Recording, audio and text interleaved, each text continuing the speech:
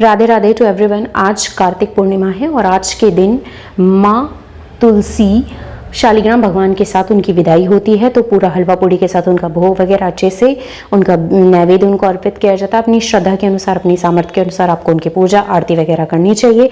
आज के दिन कथा सुनने का विशेष महत्व है। कहते हैं कि कार्तिक मास में जो आने वाली पूर्णिमा होती है इसका विशेष महत्व होता है। इस दिन व्रत करने वाले व्यक्ति को भगवान विष्णु के साथ महादेव की भी कृपा भी प्राप्त होती है। इसलिए कार्तिक पूर्णिमा के दिन इस कथा का पाठ जरूर करना चाहिए और कहते हैं कि इस पाठ को सुनने से व्यक्ति के जो दुख है वो दूर हो जाते। तो चलिए कार्तिक पूर्णिमा की जो कथा है उसका पाठ स्टार्ट करते हैं। कार्तिक मास की कथा के अनुसार जब भगवान कार्तिकेय ने तारकासुर का वध किया था, उससे क्रोधित होकर तारकासुर के 3 पुत्रों ने देवताओं से बदला लेने का फैसला किया था। 3 अप्सरों के नाम थे तारकाक्ष, कमलाक्ष और विद्युन्माली। देवताओं का प्रजित करने के पहले तीनों ने तपस्या की और तपस्या के लिए जंगल में चले गए। उन्होंने हजारों वर्ष तक अत्यंत कठोर तप किया। उनके तप से ब्रह्मा जी प्रसन्न हुए। उनके सामने प्रकट होकर ब्रह्मा जी ने तीनों से वरदान मांगने के लिए कहा।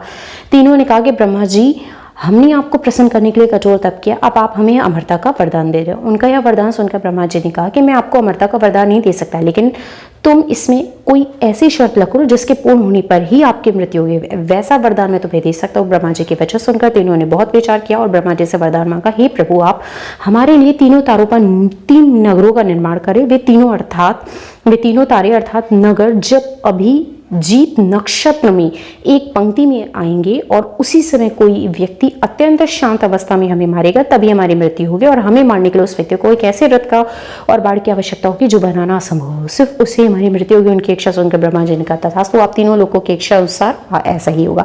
तीनों अवसरों को मिले वरदान के अनुसार ब्रह्मा जी उनके लिए 3 तारों पर 3 नगर का निर्माण करने के लिए विश्वकर्मा को आज्ञा दी। विश्वकर्मा जी ने तारकाक्ष के लिए स्वर्णपुरी, कमलाक्ष के लिए रजतपुरी और विद्युन्माली के लिए लौहपुरी का निर्माण कर दिया। ब्रह्मा जी से वरदान प्राप्त होने के बाद तीनों असुर बहुत प्रसन्न हो गए। इसके बाद उन्होंने सभी लोगों में आतंक फैलाना शुरू कर दिया। इन तीनों असुरों को एक साथ त्रिपुरासुर कहा जाता था। त्रिपुरासुर जहाँ भी जाते थे वही लोग ऋषियों को, लोगों को और महिलाओं को सताने लगे। उन्होंने देवताओं को देवलोक से भी बाहर निकाल दिया। त्रिपुरासुर के आतंक से त्रस्त होकर उन्हें हराने के लिए सभी देवता एकत्रित हुए। सभी ने अपना सारा बल लगाया, परंतु त्रिपुरासुर को हराने में नाकामयाब रहे। अंत में भगवान शिव की शरण में गए। देवताओं ने कैलाश पर्वत पर जाकर महादेव को पूरा वृत्तांत बताया। तब महादेव ने कहा कि आप सभी देवता मिलकर प्रयास करते हैं। देवताओं ने कहा कि हम प्रभु सब मिलकर त्रिपुरासुर का वध करने का प्रयास करेंगे, लेकिन हमसे कुछ नहीं हो पा रहा, हम आपके शरण में आप हमारी रक्षा की। तब महादेव ने कहा, मैं अपना आधा बल तुम्हें देता हूँ, उस बल की सहायता से प्रयास करके देखो। महादेव ने अपना आधा बल देवताओं को दिया, लेकिन देवता शिव जी का आधा बल सहन ही नहीं कर पाए। फिर भगवान शिव जी ने स्वयं ही त्रिपुरासुर का संहार करने का संकल्प लिया। वरदान के अनुसार त्रिपुरासुर का वध करने के लिए रथ और धनुष बाण सिद्ध करना आवश्यक था।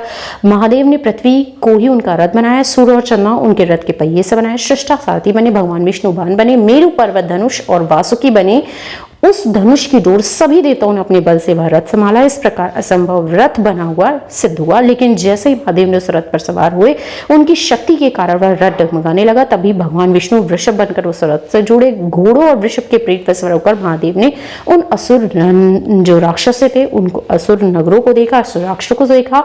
अपने धनुष पर बाण रखकर उन्होंने पशुपति अस्त्र का संधान किया और तीनों तारों को एक पंक्ति में आने का आदेश दिया। अभिजीत नक्षत्र में तीनों नगर एक पंक्ति में आते भगवान शिव ने अपने बाण से तीनों नगरों को जलाकर भस्म कर दिया। इससे तीनों असुरों का अंत हो गया। जिस दिन तीनों असुरों का वध हुआ उस दिन कार्तिक पूर्णिमा थी और तभी से ये कार्तिक पूर्णिमा का दिन बड़े धूमधाम से मनाया जाता है और इसे देव दीपावली के रूप में भी जाना जाता है। माना जाता है कि आज के दिन देवता जो है वो दिवाली मनाते हैं, क्योंकि भगवान शिव ने त्रिपुरासुर का वध किया था।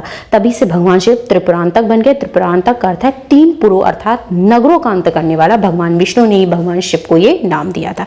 इसीलिए आज के दिन घरों को फिर से पुनः सजाया जाता है। दीपदान करने का विशेष महत्व होता है।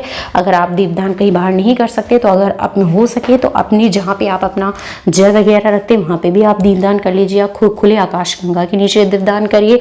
आप चाहें तो पुनः इस दिन बहुत अच्छे से धूमधाम से माता तुलसी और शालिग्राम के साथ महादेव का स्मरण करते हैं, उनके मंत्रों का जाप करिए। अपनी सामर्थ्य, अपनी पूजा के अनुसार भगवान को यथा सामग्री आप भेंट कर सकते हैं और इस दिन का पूजा से, दान पुण्य से बहुत ही विशेष फल की भी प्राप्ति होती है। बहुत से लोगों का मान्यता भी है कि कार्तिक महीने में गंगा स्नान और दीपदान का तो विशेष महत्व है। इसके साथ ही साथ अगर इस महीने में कोई कुछ दान पुण्य नहीं कर पाया है पूरे साल, तो मान्यता है कि अगर कार्तिक पूर्णिमा के दिन आप 365 बाती का दीपक जला के भगवान से उसकी आरती करते हैं, ठीक है, तो इसका भी पुण्य प्रताप आपको जरूर मिलता है। और कार्तिक पूर्णिमा पे 365 बाती के दीपक जलाने का विशेष महत्व है। ये दीप आप तो चाहे नारायण के मंदिर में या फिर किसी भी शिव मंदिर में इसको जला सकते हैं। और कार्तिक पूर्णिमा पे दान जरूर करना चाहिए। कोशिश करिए कि इस दिन हो सके तो आप सफ़ेद चीज़ों का दान करिए, जैसे दूध, दही, घी, शक्कर, चावल का दाना, ये सब काफ़ी शुभ माना जाता है, ठीक है। और कार्तिक मास के आखिरी 5 दिनों में भी आपको, अगर आपने रोज़ सुबह शाम नीचे तुलसी के गमले में या फिर आपने दीपदान नहीं किया है तो 365 बाती का दीपदान करने से आपको एक साथ ही उतने पुण्य की प्राप्ति हो जाती है। कार्तिक पूर्णिमा को हिंदुओं का बहुत ही विशेष महत्व माना जाता है। इस दिन भगवान विष्णु और चंद्रमा के पूजन के लिए सबसे उत्तम माना जाता है। इस पावन दिन पर बहुत से लोग व्रत भी रखते हैं। अगर आप व्रत नहीं रख सकते हैं तो हो सके तो यथासंभव कार्तिक पूर्णिमा की आपको कथा करनी चाहिए, और नहीं तो फिर आप भगवान सत्यनारायण की भी पूजा करके उनकी भी कथा पढ़ सकते हैं। और अंत में आपको तुलसी माता की आरती जरूर करनी है, नारायण की आरती आपको जरूर करनी है। ऐसा कहा जाता है कि स्थिति पर गंगा स्नान, दान पुण्य, और अगर आप जितना मंत्र कर सकते हैं उनका सभी का जाप करने से आपको परम कल्याणकारी और परमदायी सुखदायी माना जाता है, और सभी पापों का नाश जो होता है वो आपका हो जाता है। और सिंपल सी बात है कि सबसे पहले आपको जो आरती है वो गणेश भगवान की करनी है, देन माता तुलसी की करनी है, देन आपको श्री हरि की करनी है। और कोशिश करिए कि 3 आरती अगर हो सके तो उसको अवॉइड किया करिए, या तो 4 आरती कर लीजिए और उसके बाद भगवान से मना धना लीजिए कि ऐसे ही आपके धन्य धान हमेशा बनाए रखे। नारायण नारायण, जय श्री हरि, हर हर महादेव।